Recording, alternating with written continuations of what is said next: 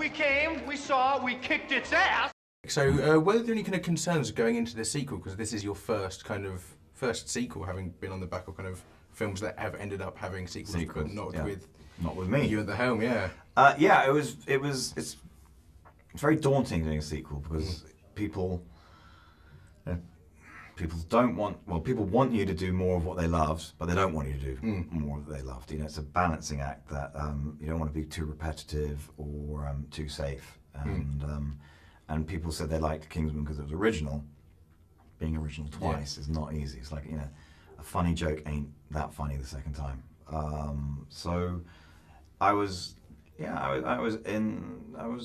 there's a reason I said no to doing all the other sequels, because I just was like, I don't know how to make sure that I'm going to make a good film, and all I want to do is, in my mind, make as good a film as I can each time, and I felt I might be able to pull this one off, so we did it. And as a vision, I know because the first one was very much you and Mark Millar. Was there more? Was this one more on you? Was it more just kind of your vision? Because you're not hampered to having a comic. It was funny because it was.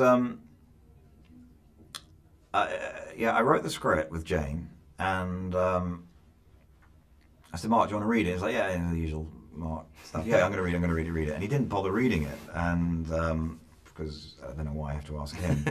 But it was, thank God he didn't. So he came to an early cut, and he watched it, and his notes were so perceptive and so fresh because he had no baggage of the story and stuff. And then he did a few Mark Millar moments. Well, I do, sort of, why didn't Eggsy marry Roxy or something? I'm going, well, that's not a note.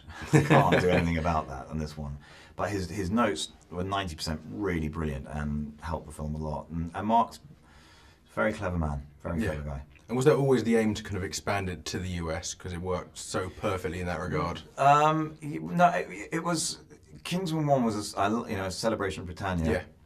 And I love Americana, and it seems to become a bad word, Americana. You know, where are the cowboys? Where are these guys I loved as kids, Burt Reynolds, James Coburn, the Queen, the Marlboro Man. And I thought, let's start bringing that culture in. And that's what I'm saying, doing stuff fresh, so it didn't feel, I think if we saw thousands of Kingsmen walking around with their these glasses and umbrellas, you go, yeah, okay, bit Avengery, as in the old Avengers, not the new Avengers.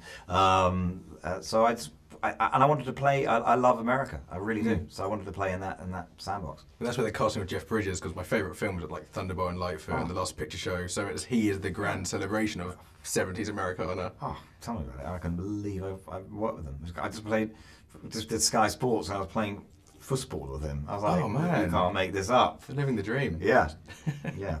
So that was cool. Yeah, and how about, so I know kind of there's all the talk of sequel, and it does kind of open itself up to a sequel, but it opens it up in such a way that it can either go as a direct Kingsman sequel or as a Statesman film on its own. Was there always that plan?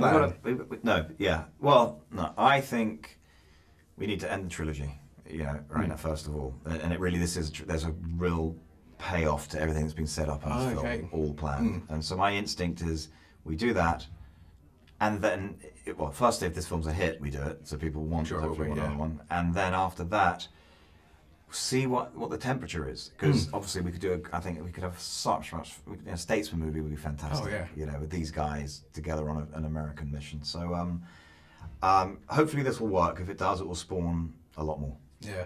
So was it a very clear idea to have a bourbon idea, having a whiskey factory, so you can almost have a partnership with them? No. The idea came from, I was trying to think, what is an American business that could be a great cover and give me the cowboys in the South, the Southern, sort of the Southern. I thought, well, what could a Southern gentleman do, but a bit more Marlboro Man and rugged? And Prohibition, I thought, was a fascinating time. And I thought, this is the perfect way for me to.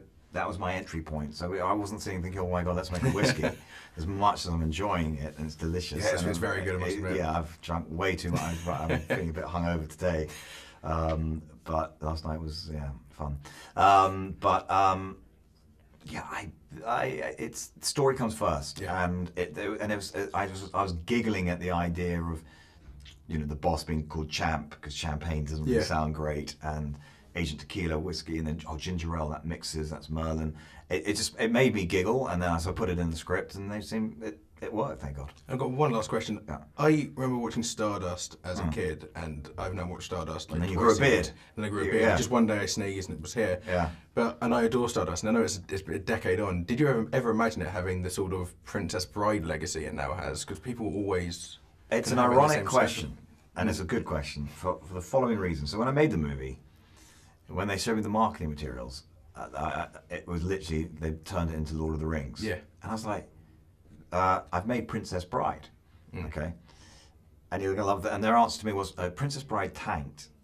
And I went, no, but it was massive on DVD because it was badly marketed. And they're like, it doesn't matter, we're doing this. And I was thinking, you're wrong. This is a fairy tale. It's a romantic, Princess Bride was my influence for it.